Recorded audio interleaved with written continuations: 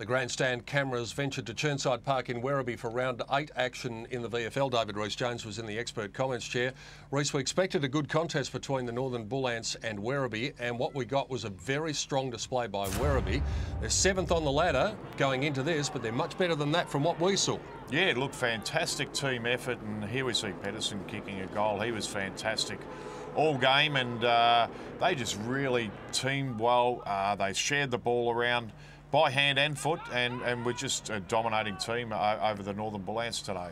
It was a very even opening term. There's Ben Warren involved in the action early. Didn't see much of him after half-time at all, but it was level pegging at 4 goals, 1 apiece after a very even first quarter. But it was in the second term where Werribee really put the foot down. They came up with a decisive period where they kicked 7 goals to 1 in 21 minutes, and that was what blew the game open. Yeah, and they just dominated. Up forward, we see McKinley. He was a very good player, and this is a terrific shot for a goal from a very hard pocket.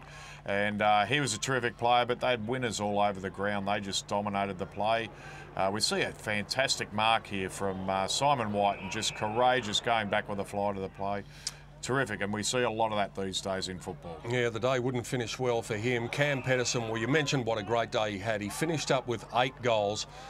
He's a very talented player. We've seen that a number of times in the VFL, and he certainly did his cause for a recall up to the North Melbourne team. No harm whatsoever. No, look, he's a terrific player, and look, I gave him best on ground and thoroughly deserved. And a terrific effort by him, but winners all over the ground for Werribee. They were just fantastic. Costello, what he have, 21 possessions up to half-time. Bit quiet after that, but you know, really set the platform for his team. Some positives for the Northern Bullants. Ryan Houlihan is getting better after 2 games now in the VFL, and the big positive was that Matty Cruiser got through the first half and kicked a couple of goals. Yeah, and look, he was a little bit rusty, I suppose, but it was great to see the big fella just out there running around after he hurt his knee last year, and he's going to be a terrific asset to the Carlton team, as will Ryan Houlihan when he gets back in there.